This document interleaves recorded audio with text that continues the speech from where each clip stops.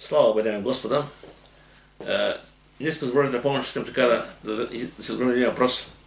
Ето наближава сега Великден. Покрай Великден много хора наистина ходят на църкви тогава и правят се определени ритуали и традиции и възвестяват смъртта и възкресението на нашия Господ Христос. Но бих желал да отговоря на един въпрос. Защо дойде Господ и скръсна земята? Защо умре, що е възкръсна? Това е много интересен въпрос. Ще кажа защо. България се нарича християнска държава и всички реално казваме, сме християни хора. България е била кръстена преди колко хиляди години и наистина това е останало време така. Обаче реално разбирам, че истинско християнство е човек да повярва в Христос, да го приеме и наистина да живее нов живот в него. Защото Словото Божие казва, на някой да го приеха, Бог даде право, се нарекат Божи чеда. В Коринтия 5:17 се казва така, ако не е Христос, той е ново създание. Старото при нас всичко става ново. Значи става нищо ново в нас, става новорождение в нас. Но искам да ви кажа, искам да говорим на въпроса, защо да видим. Сега, погледайки върху цялото Божие Слово, на всеки един Словото Божие говори, че Бог е любов. В първи 4 се казва Бог е любов. И наистина това е така. Бог е свят. Бог е справедлив. Но след Адам човек е грешен. Адам и когато са грешен, Словото Божие казва, че грехът, че всеки приема всички човеци, и реално Словото Божие казва, Римляни 3:20, поне си грешка и никой не заслужава да се представи пред Господа, пред Бога. Така че виждаме един свят Бог, един справедлив Бог, един Бог с милост любов, от една страна, от друга страна грешен човек. И има една голяма пропаст между Бог и между човека. И сега тази пропаст ни пречи за човека да се върне при Бога. Но Бог промисли, Бог даде закона, Бог даде Спасител. И в Йоанна 3:16-17, това е задния стих на Евангелието, което много хора вярвам, че го знаят, казва така, защото Бог толкова възлюби света, че даде своя единороден син, за да не погине ни един, който вярва в него, но да има вечен живот. Понеже Бог не е пътил си на света, да съди света, но за да бъде светът спасен чрез него. Тия два стиха казват цялото Евангелие, цялото благовестие. Бог, Създател, Творец на всичко видимо и невидимо, той обикна човека, обикна творението. Да, хората се грешиха. Много път хората се казват, че Бог обича грешници. Бог обича човека, Бог мрази греха, разберете ме. А Авакум трябва да се казва така, че поне си твърди свят, не може да дадеш благословен на греха. Значи, Бог обича човека, а грехът трябва да бъде изправен и оставен. Но Христос дойде, умря за греха на целия свят. Да може, че вяра в него, да има вечен живот. И той взима греха на целия свят върху себе си. В Коринтия 5:20 казва така, Бог направи грешен онзи, който не е знаел грех, да ставим, че с него ние правилни пред Бога. Сега, коя беше причината? Дойде Христос. Сега каза правилно, защото Бог толкова възлюби света. Значи това е нещо много велико. Бог възлюби света.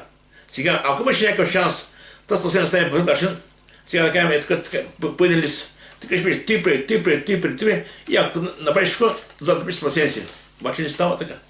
И Бог даде закона, но закона имаше определена цел. Да изяви греха. Че закона Бог дойде при Христос, но закон не може да спася никого. Никой човек не може, че дела искане по закона да спаси, това е истината. Сега много хора се казват, закон, не е закон даден от Бога. Да, даден от Бога, той имаше време и място за своето служение, כמו каза така. Защото ние на това няма да се продаде пред него, че дела искане от закона. Понеже закон става само познаването на греха. И сега идва въпроса, тогава защо го даде по закона? Да може да озапти хората, да може да се възпрат хората и да може наистина да ги доведе при Христос на определеното от Бога време. Словото Божие казва така, в Галатян 3 глава, 26 казва така, така законът става за нас детелоител, да ни доведе при Христос, да се продаем чрез вяра. Виждаме, продаем само чрез вяра. Но след идват на вярата, не се вече по детелоител. Значи дума, закон имаше...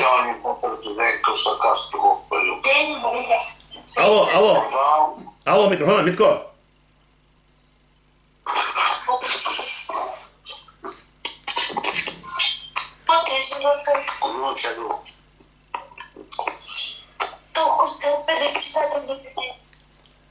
Слава много, мерси. Така. Значи, закон имаше време и място.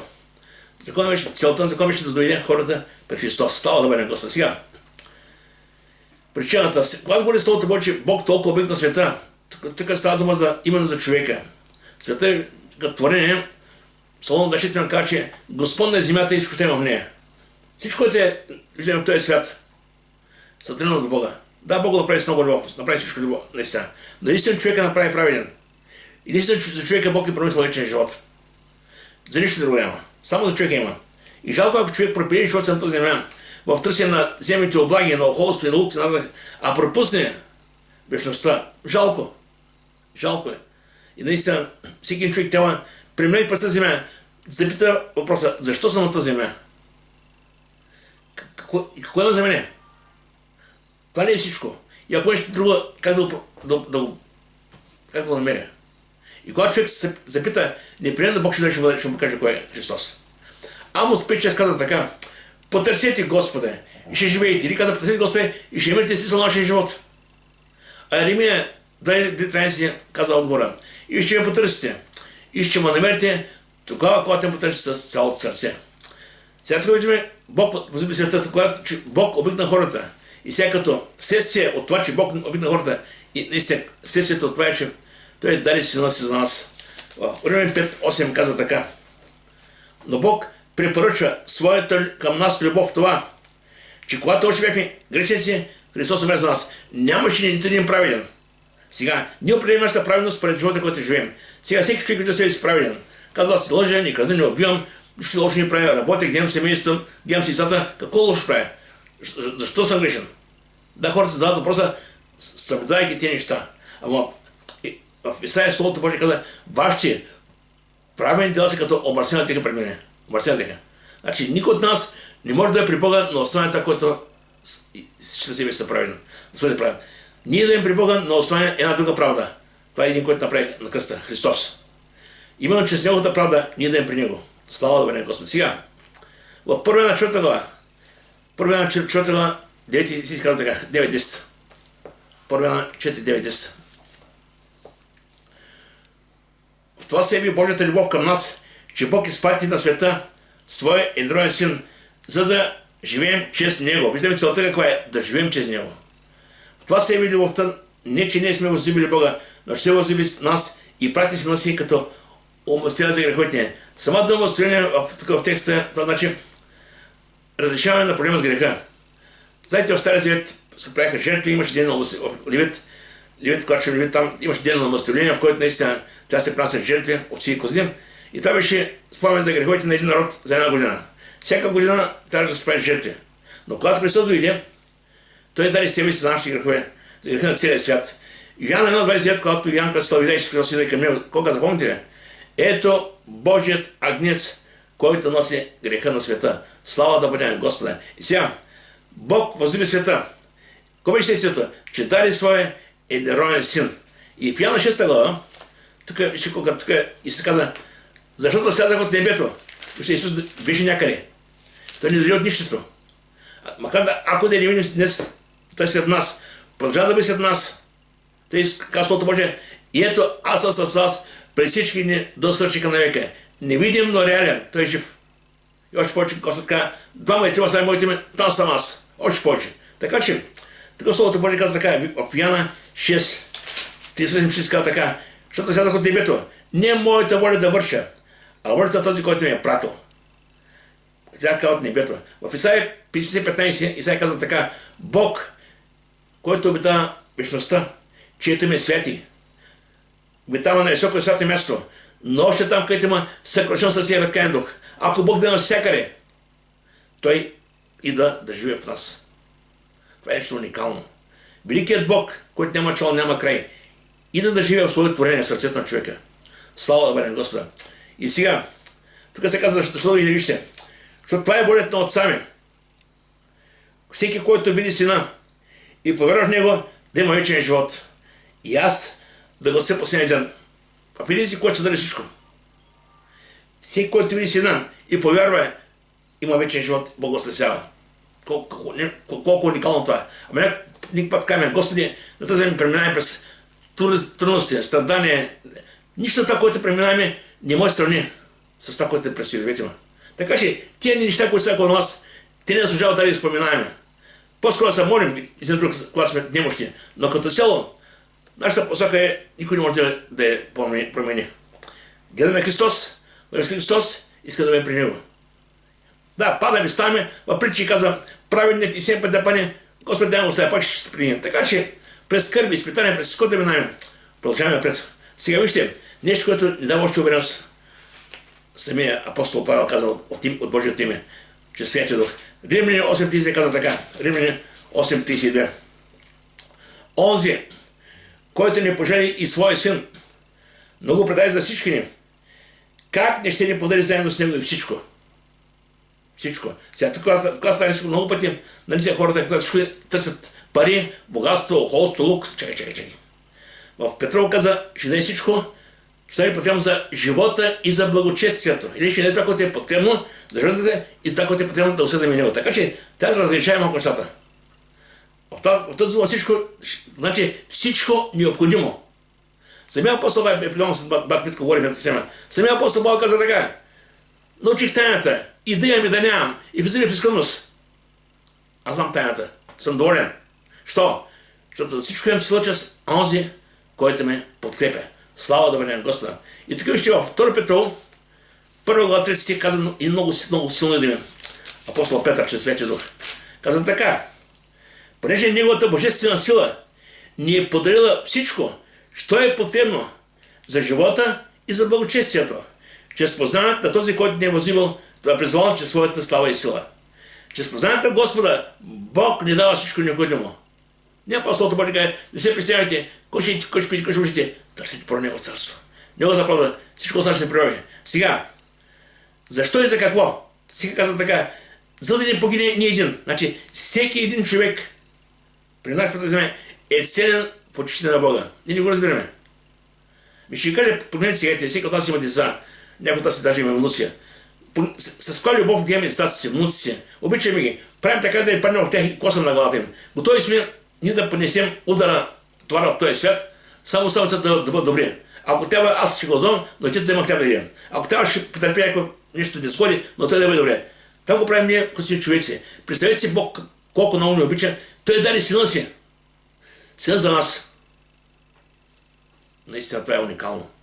И Словото Божие каза, аз който да се за вас, как няма да нямам кажа всичко необходимо. И това е наистина нещо уникално. За да не погине, каза, ние един. И в Езекил, вижте тук, има два стиха, които още ставят горе така. Нима благоволя аз смъртта на честивия, каза Йова. А не в това се отвърне той от пътя си и да живее. Значи Бог не иска човек да остане там, където е. Нечестие, неправда, греха. Бог не иска това. Бог каза, нека се обърне, аз ти благодарявам това. Дали Петров казвам, аз ти забавям това, което съм обещал, но да не вас търпя за дълго време. Бог да го търпи. Бог дава шанс на хората. И то много пъти. И тук в Езекил казва така, 32 стих, понеже аз не благоволявам смъртта на онзи, който умира, казва Йова Господа, затова обърнете се и живейте. Това е покаянието. Да се обърнеш с гръб на греха и започнеш да живееш нов живот. Това е истината. Притча, 27 казва така, който крие престъплението си, няма да успее. Който изповяда и остави, ще намери милост. Това е покаяние. Сега много хора мислят покаяние само да каже, Господи, аз обичам, прости ми греховете. Добре, така добре. Обаче, искаш прошка от Господа, обаче отваряш очите и продължаваш пак стари живот, старите пътища. Това не е покаяние. Покаяние трябва да има следствие. Самия Йоан, когато казваше на хората, покайте се, после каза, принасяйте плодове достойни на покаянието. Яков от тия Бога каза, вяра без дела и мъртва вяра. Или вяра, която не води към промяна. Това е мъртва вяра. Словото Божие, Яков каза, без света вяра те перят. Ако не само вярваш, че Бог съществува, това нищо не е. Когато вярваш Христос, когато се покаеш, когато го приемеш, когато започнеш нов живот, това ще става промяната. Така че важно сега ще ги знам. Деяния 17 апостол Павел, бидейки пред Ареопага, знае колко да ми обясним кой е Богът, който вярва той. Те вяраха много богове. Той ни каза, вашите богове са фалшиви. Ни каза, вашата вяра не струва. Той ми каза, виждам, че сте много набожни. Обаче там ми даде на табела на непознатия Бог или Бог на Бог, който те познаваме. Аз казах да говоря, каза Него. И той за много кратко време представя Бог като Творец, Създател, Съдържател, Бог, който е навсякъде, Той каза, защото в него живеем, ние съществуваме и после даде вратата. 11 месеца каза така, Бог прочее, без да държи бележка за времето на невежество, заповядва на всичко, на всеки се покаят. Това е вратата. Покаянието е вратата към небето. Исус каза, аз съм вратата. Преди някой ще е спасен. Няма друг потребител, само чрез Христос. И Словото Божие казва, този, който дори ще има вечен живот. Само ще го така. Ще кажа такова. Само да има вечен живот.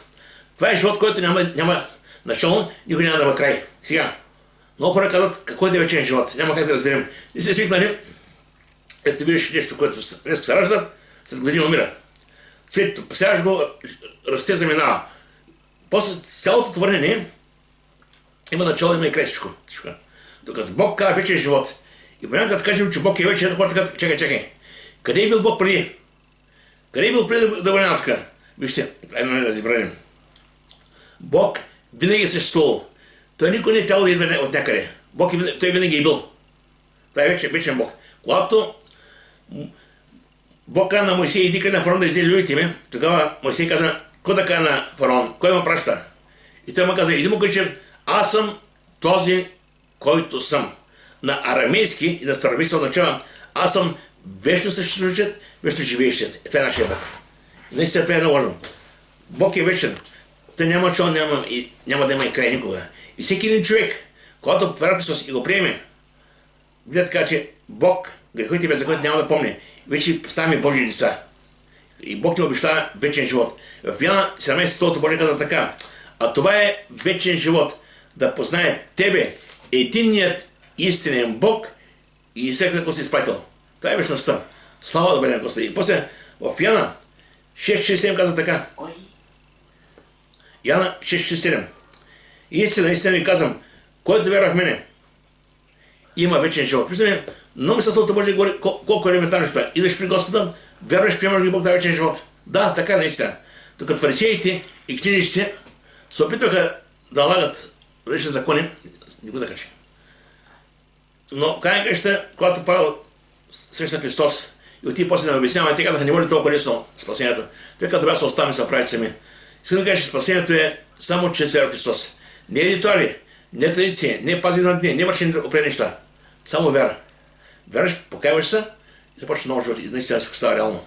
Сега такъв, това е един от много силни стихове в Библията, който ни дава голяма силност. Йоанна 5 вече ти казва така. Истина ви казвам, иде час и сега е когато мъртви ще чуят гласа на Антон 25. Истина ви казвам, който ще моето учение. И вяра този, който ме е пратил, има вечен живот и няма да на съд на преминал смъртта живот. Преминал смъртта живот. Когато сме в този свят, без Господ сме мъртви греховете си. Когато приемем Христос, вече ставаме живи. И то не само за тази земя. Вече приемем вечен живот. В Колосяните ти казва така, животът ви е скрит с Христа в Бога. Това е най-сигурното място в Бога. Ние на тази земя се още като хора, които преминаваме през тази земя. Но истината е именно при него. И наистина Словото Божие дава увереност, че сме там. Сега,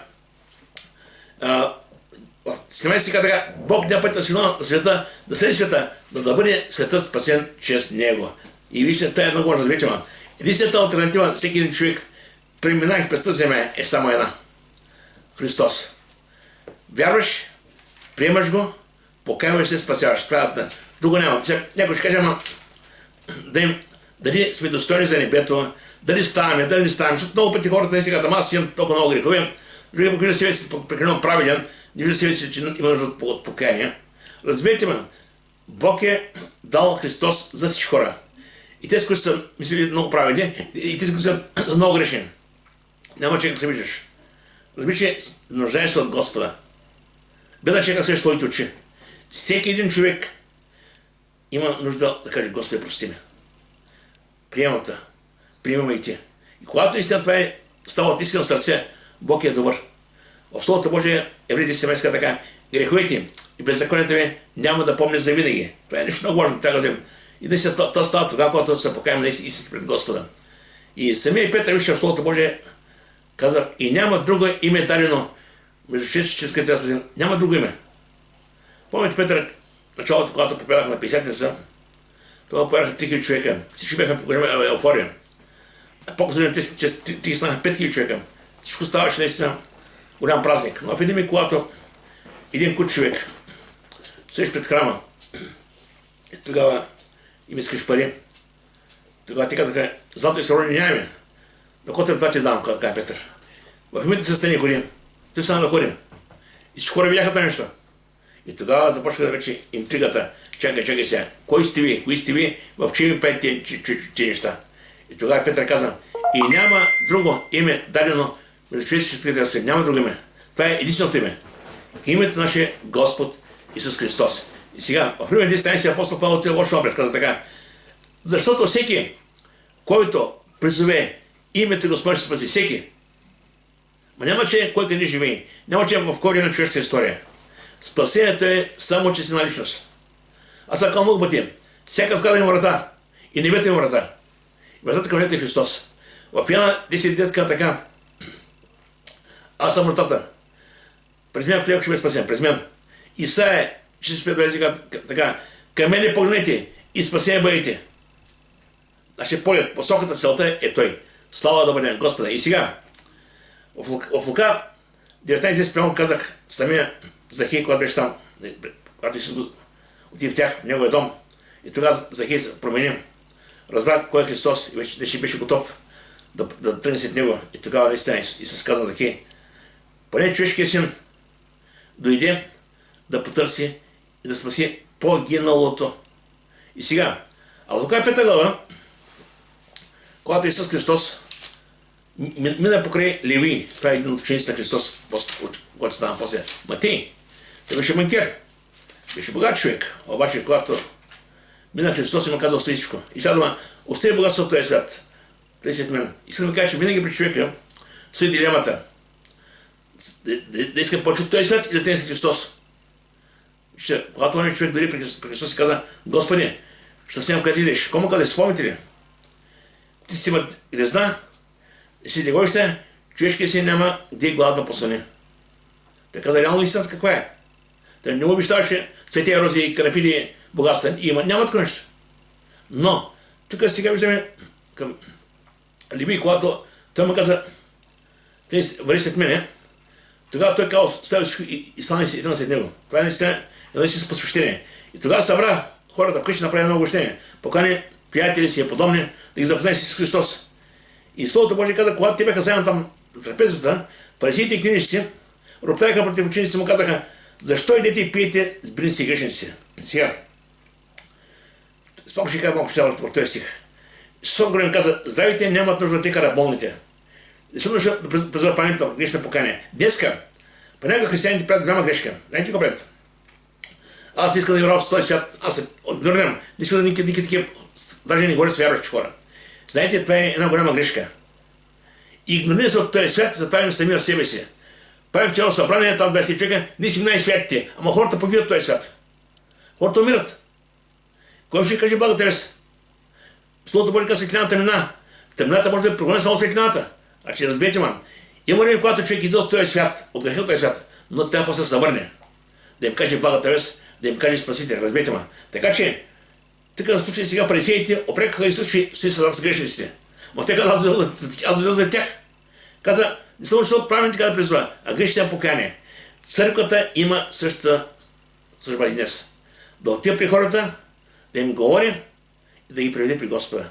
Защото противно ще събираме едно общество, там няколко човека, които сме християните, ние сме най-святите. Ама хората погиват, хората умират. Нас не интересува. Ще дам ви пример, знаете, църква на Йоан Гичо. Това е, може би, най-голяма църква на времето. Мисля, че беше 1 500 000 църква. Това е много голямо общество. Има се 9 богослужения на ден в Корея. И знаете какво става сега? Една група от църквата искат да бъдат по-святи, отколкото им казват на църквата. Искат да бъдат по-святи. Знаете какво правят? Отделят се, купуват в едно самото село там, купуват къщи. И там са били само те, само вярващи хора. Купуват козички, агънца там, правят стрелени, живеят. Така и живот скотоводци. И цял дома там се живее с времето. При тях няма никакъв невярващ. И преди бих чул, че в града, откъде седи там, Бог правил чудеса там. И тогава почва да се молят: Господи, ние сме тук, твоите праведни деца, а ти там, деца грешни, си там върши чудеса. И тогава Бог казал на тях: ви си тук, аз сме пратили тук, ви сами дойдохте тук. Бог иска църквата да бъде след хората, да могат хората да видят Бога, да видят светлината в нас и да държат благовестието. Така че не трябва да се игнорираме този свят. Напротив, трябва да бъде светлина в света. Да показваме кой е Христос. Да, понякога неудобно. Знаете, много пъти тук има едно магазинче, там пие, взема си кафе си и колички, сега напие. Идат млади хора, взема си биличката и няма да взема някаква водка, сега това близка и почва прека. Да, някакво шама ти пият. Добре. Ама този човек ще продължи да пие с мен и без мен. Но има шанс, когато му каже Христос, той човек замисли. Искам да ви кажа, че Словото Божие казва: изкупайте благовремието или изкупайте възможности. Така че нека да виждаме във всяка възможност нещо добро. Имаше там до нас един комшия, който при мен постада, идва там често и скромно говори за Господа, като говори за Господа, почва да плаче. Да, той не вярващ човек. Искам да ви кажа, че знаете, винаги Словото Божие върши нещо. Когато се говори Словото Божие, Бог работи чрез Святия Дух. Изобличава, води човека до покаяния. Така че не пропускайте възможностите. Всеки ден Бог ни дава възможности. Да не бягаме от тях, а път да ги използваме. Това е истината. Сега, защото целта на Бога е това благовестие да достигне до всеки човек. И помните последните думи според Матея и Марка. Какво каза Исус? Идете по света, научете всички на това, което аз съм учил, и кръщайте в името на Отца и Сина и Дух. И аз ще бъда с вас през всички на свършка на века. Виждаме, че волята на Бога е всеки един от нас да отиде в света. Сега, кое е нашия свят? Нашия свят е твоето семейство, твоите съседи, твоите колеги, хората, които сега срещат. Това е твоя свят. Това е света, в който ти трябва да светиш. Това е света, в който ти трябва да говориш за Бога. И наистина, вижте сега какво казва Словото Божие. Йоанна 12 глава. Аз дойдох като светлина на света, за да не оставим в тъмна никой, който вярва в мене. Значи видим, че само този, който повярва, той преминава от тъмната към светлината. И после така, и ако някой чуе думите ми и не ги пази, аз не го съдя. Защото не дойдох да съдя света, но да спасе света. Който ме отхвърля и не приема думите ми, има кой да го съди. Словото, което говорих, то ще го съди в последния ден.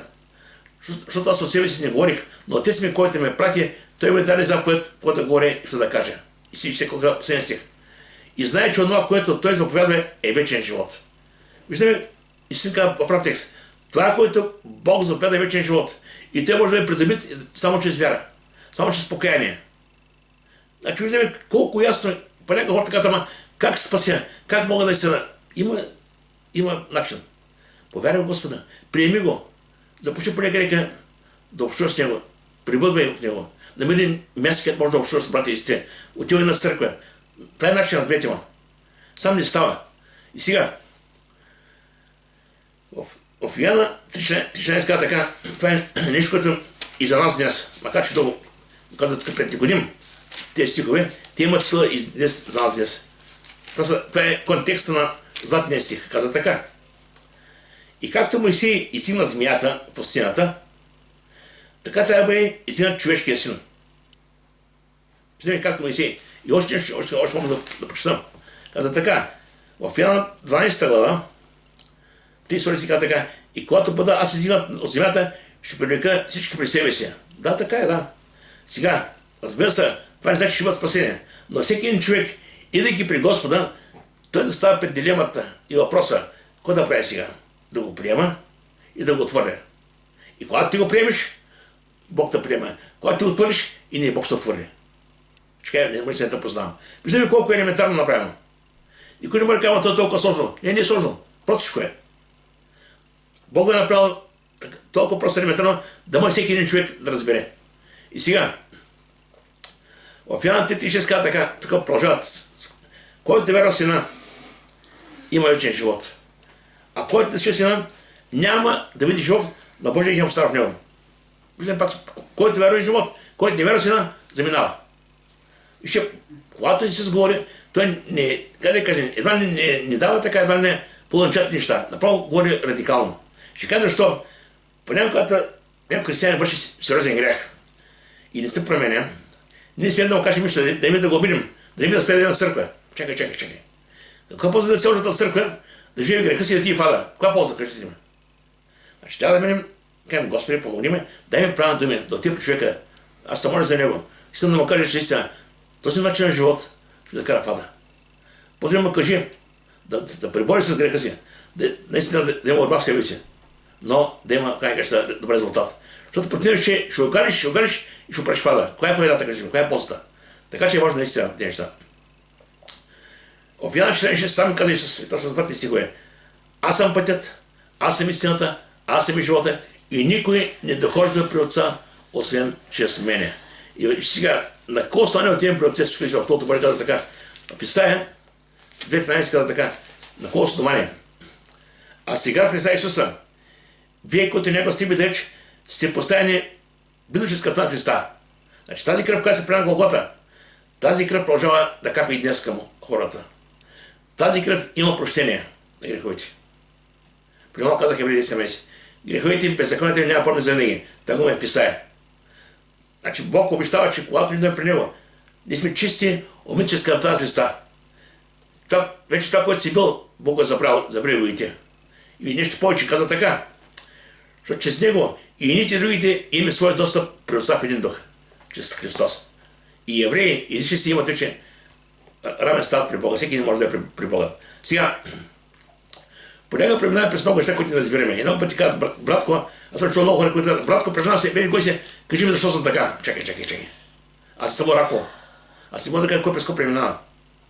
Словото Божие каза, Павел каза, през много скърби ще преминете в Божие царство. Сами си каза, ако мене гониха, и ваши гонят. Ако мене приемат, не приемат. Има много неща, които Словото му предупреждава. Ще има изпитания, ще има изкушения, ще има съблазни, ще има... Това са неща, които са реални. Ама ние искаме нещо да има всичко на тази земя лукс, също време няма такъв живот. Няма никой такъв не беше. Нито Павел беше така, нито Петър, нито Йоан, няма такъв апостол. И няма такова обещание. Така че трябва сме готови, защото да приемем. Но, казваме нещо, всичко съдейства за добро на тези, които имат Бога. Ще върши сега. Римляни 8.27 каза така.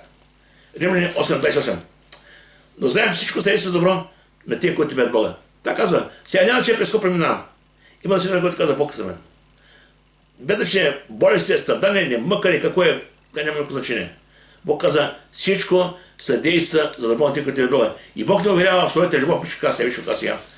Римляни 8 глава, 35 нататък. Тук е една голяма увереност в любовта, която има към нас. Кой ще натъчи от Христовата любов? Това е въпрос. Скръп ли или отеснение, гонение или глад, голота, беда или нощ. Си неприятни работи. Обаче каза така. Защото както е писано, убивани сме заради тебе цял ден. Ще сме като овце заклане. Ние ще станем повече от победители чрез този, който не е възимал.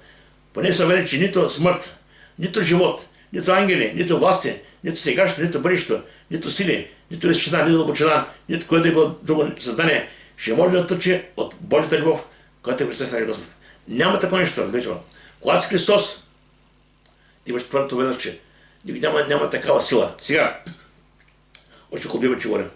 Сега, един въпрос. Ако утре дойде Господ, кое ще е важно? Кое ще е значение? Помисли много сега.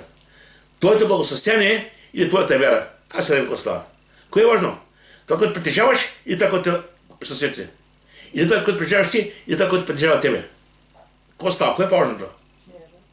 Значи вярата е по-важната. Сега, в Лука 18 се казва, ако дойде човешкият син, ще намери вяра на земята. Интересна работа. Защо? Бог знае защо. Защото със всеки измет ден хората стават по-така комерциални, сервирето, користолюбието. А Исус предупреждава Словото Божие, Лука 12.15.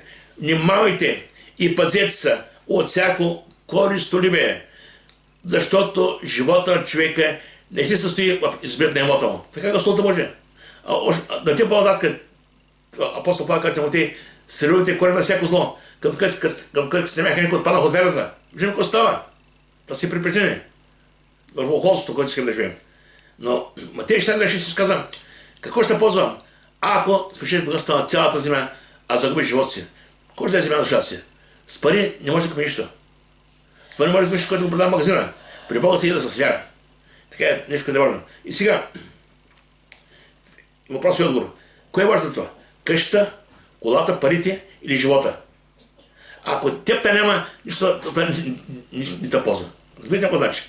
И важното е, когато приемем Христос, вече да живеем за Него. Трябва, че да ходим нов живот. Не да търси пак стария живот. Защото има хора, които идат на църква, приемат Господа, ама продължават пак със старите неща. Всичко старо главата, ама пак продължават с старите амбиции, старите неща да искат. Чакай. Това не е нов живот. Новият живот не е камуфлаж. Съвърши стара дека вършиш новата дреха. Не. Това е новорождение, нов живот. В Словото Божие ти каза, както Христос възкръсна, така и ние да ходим в нов живот, има 6. Така че, сега, във 2 Коринтяни, 5 глава, още това ще прочета и сега завърши вече. После се помним повече да има. Каза така, защото Христовата любов ни принуждава, като съзнаем така, че понеже един млад всичките са умрели. Че той млад всичките, за да живеят вече живите за себе си, за този, който се техно млад възкъснал. Виждаме, че живота на християна трябва да бъде не за него, за този, който е млад възкъснал. Така че не търсите одобрение от този свят. Търсите Божието одобрение. Как Бог гледа на вас, на вашия живот? Това е много важно. И вижте сега в Словото Божие, в 1 Петрова, 4 глава, вече дава наистина още нещо, което е важно и интересно, което завърши вече. В 1 Петрова, 4 глава, така, казва така. Защото доволно е миналото време, когато сте живели така, както желая да живееш живите си, като се прекарали в нечистоти, в страсти, в напийства, пирование, напиване и в омразите и долослужение. Но къде е разкончета? Да живеете през останалото тялото време, не вече по човешки страсти, а по Божията воля. Нека Бог да ни благослови. Наистина, в Словото Божие днес е така малко повече, но въпросът е, вижте, след Христос дойде, умря, завърши своето дело. Нека и ни така, като сме приели от Господа, да го завършим. Апостол Павел каза така, подзрях доброто вестване, пътя сръчих, вярата пазих. И сега апостол Павел мен каза, да на всяка достигна до възкресението на мъртвите. Така че това е целта на всеки от нас, да достигне до Господа. Нека Бог да благослови.